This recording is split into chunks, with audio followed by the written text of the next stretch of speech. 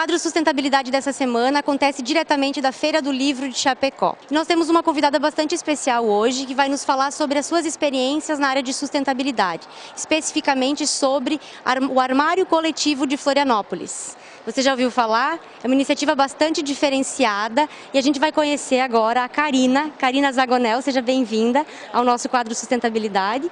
E aí a gente pode iniciar já, você que é entusiasta e é articuladora social desse projeto que é o Armário Coletivo Florianópolis, e nos contando de onde surgiu essa ideia e como que o armário funciona. Primeiro, obrigada pela oportunidade de estar aqui com vocês. Eu estou pela primeira vez aqui na cidade, estou encantada com os movimentos de sustentabilidade que já acontecem aqui. E é isso, o armário coletivo tem muito a ver com isso, porque é a prática, né? A gente precisa sair da teoria e já praticar. Então, os armários em Florianópolis, eles são um espaço de compartilhamento livre. As pessoas podem deixar, imagina assim, tu chegar numa praça e ter uma casinha onde você pode deixar as coisas que tu não usa mais à disposição dos outros. Né? E essas coisas podem ser roupas, livros, brinquedos, coisas de casa. E aí você deixa à disposição dos teus vizinhos. Tu está dizendo, nessa atitude, tu está dizendo, olha, eu quero que todos tenham. E a partir disso, a gente começa a se responsabilizar pelo nosso pós-consumo. Afinal, onde é que vai tudo que a gente não usa mais, não é mesmo? Então, é um pouco disso, assim. A gente conversava antes como é importante esse consumo consciente. A gente tem essa pegada no quadro Sustentabilidade de trazer justamente qual é o meu papel enquanto cidadão a partir daquilo que eu adquiri, consumi e aonde eu vou descartar depois que eu não quiser mais. Qual é o propósito do projeto e por que você acredita tanto nesta causa? A gente já se deu conta, né, vivendo esse projeto nesses últimos 5 anos, que as pessoas elas não sabem o que fazer com as coisas depois que elas já compraram, né, então investiram dinheiro, um tempo de vida para ter e já usaram, né. Então, assim, às vezes as pessoas elas querem dar esse passo em direção à sustentabilidade, mas como ainda é um assunto relativamente novo, as pessoas não sabem muito bem o que fazer. Então, o armário, por ser livre, está na rua, ou está na universidade, ou está em vários lugares, propicia com que as pessoas deixem lá suas coisas, né?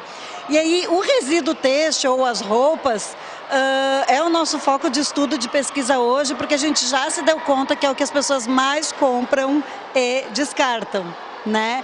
Então, e a partir disso, a gente vai desmembrando, tipo, comportamentos, hábitos de consumo, né? E a gente vem desmistificando um pouco a cultura da doação. Exatamente, isso é muito interessante. E quando eu conheci o Armário Coletivo e quando eu comecei a entender um pouco dessa iniciativa e outras parecidas, temos em Chapecó uma muito parecida, a primeira coisa que a gente se remete é de doar. Doar aquilo que você não quer mais, não usa mais, para alguém que precise. Mas é muito além disso, né? Não é doar para alguém que não tem. Então, a gente vai um pouquinho além, porque a gente está num tempo que a gente precisa evoluir um pouco a nossa cultura, o nosso olhar e ampliar, porque como tem muito para todo mundo, então as coisas não são exatamente para quem precisa. As coisas podem ser compartilhadas por todas as pessoas. Então, assim, o armário coletivo ele já veio em cima das novas economias, da economia criativa, colaborativa e compartilhada. E qual é a diferença disso tudo? Dentro da economia compartilhada, o armário se encaixa nos mercados de redistribuição, que é simples assim, uma coisa não faz mais sentido na sua casa, mas faz sentido na minha. Então, por que a gente não pode trocar e compartilhar?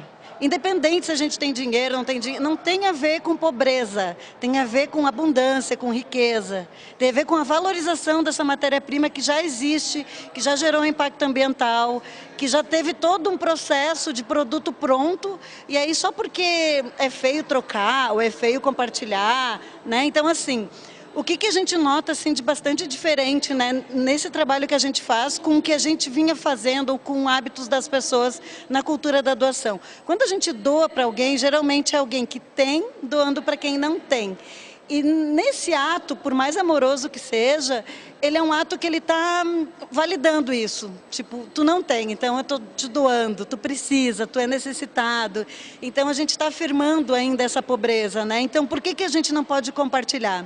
Então o convite que fica, tanto para essa cidade linda quanto para os pensamentos que a gente possa ter, é que a gente comece a partir de hoje a compartilhar o que a gente tem, o que a gente não usa mais com outras pessoas. É só mudar uma palavrinha, mas essa palavrinha muda tudo. Ah, que incrível. Na verdade, eu conheci a Karina hoje, né, pessoalmente, e é muito interessante, estamos aqui nesse cenário que traz justamente os Objetivos de Desenvolvimento Sustentável.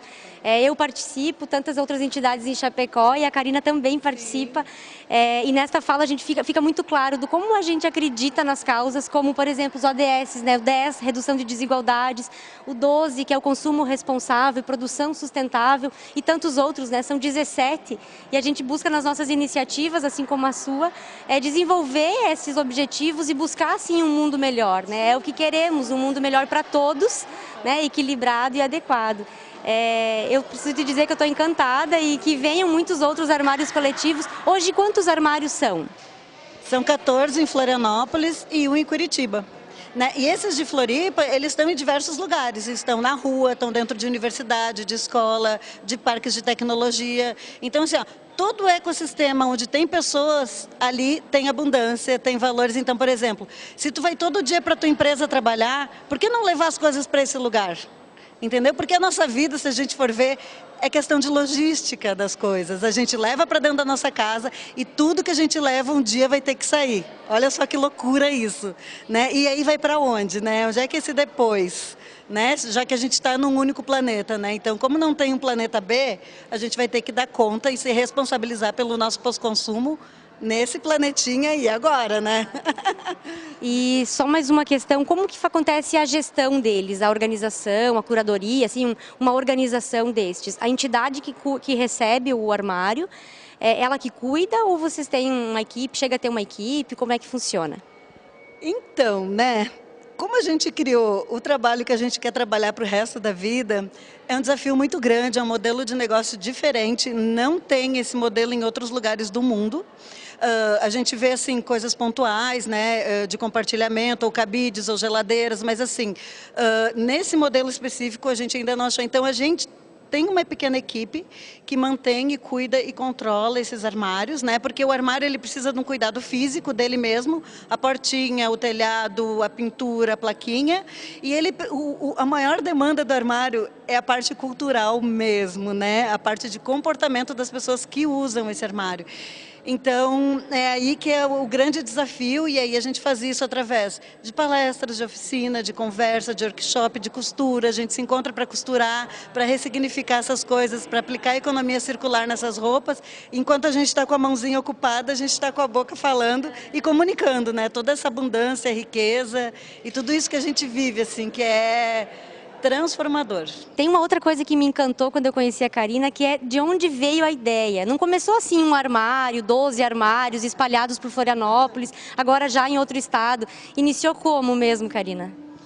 Então, quando a gente é mãe, algumas coisas mudam na nossa vida, né? O nosso coração começa a bater em outro corpo e isso muda tudo. E aí eu quis compartilhar um tênis do meu filho que não usava mais. Só que meu filho já tinha 11 anos, então eu estava 11 anos tirando coisa do quarto de uma criança que às vezes é brinquedo, e é roupa, e é um monte de coisa. E eu queria compartilhar ele de uma maneira diferente, eu não queria doar para um menino que morava ali no bairro, que vivia de chinelinho. E aí eu fiquei pensando, e também fiquei pensando assim, por que a gente leva até a nossa casa e depois leva até um outro lugar? Por que as coisas não podem ficar no nosso próprio bairro se todo o ecossistema precisa, né? A gente pode compartilhar ali mesmo. E aí eu fiz uma plaquinha, deixa que você não quer mais, mas pode servir para outras. Amarrei na esquina da minha casa, no matinho mesmo que tinha ali, e deixei o tênis embaixo. E ali começou essa grande e maravilhosa confusão. Que incrível. Com esta ideia, assim, esse entusiasmo para boas práticas, eu encerro esse momento com a Karina e acho que o maior recado disso tudo, o maior ensinamento disso tudo através do armário coletivo e da Karina e desse entusiasmo com a iniciativa do consumo consciente é a gente se perceber na comunidade em que estamos, né? Eu, Marina, aqui em Chapecó, no lugar onde eu estou, posso fazer e muito pela comunidade que eu vivo, né? Para o lugar onde eu vou, para os lugares que eu frequento, para as pessoas que eu convivo. Na Feira do Livro tem um espaço todo especial pensado na sustentabilidade. Na verdade, ele é todo sustentável. É o espaço da Manu Passos, minha amiga bióloga, escritora, já esteve com a gente no quadro Sustentabilidade e lá no início, na nossa estreia, ela falou que iria lançar o livro Andando em Círculos, lembram? Despertar para outros olhares, junto com o Pegada Verde, que são desafios, mas por que fazer esses desafios, né? Então, levar essa informação para a comunidade.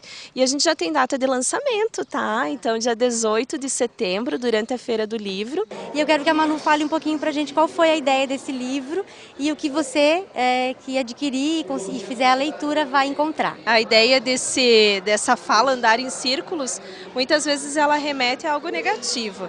E eu quis trazer com esse livro, com esse título, é que as coisas têm que andar em círculos, né? Especialmente em círculos virtuosos, que fazem com que uma boa ação, uma ação positiva, estimulem outras ações positivas também. Então o leitor vai encontrar aqui várias histórias, bem no sentido de informação, coisas talvez que a gente não sabe do nosso dia a dia, desde coisas simples, né? Como separar os resíduos, ou já me pediram, acho que para você também, uma listinha do que é reciclável ou o que não é.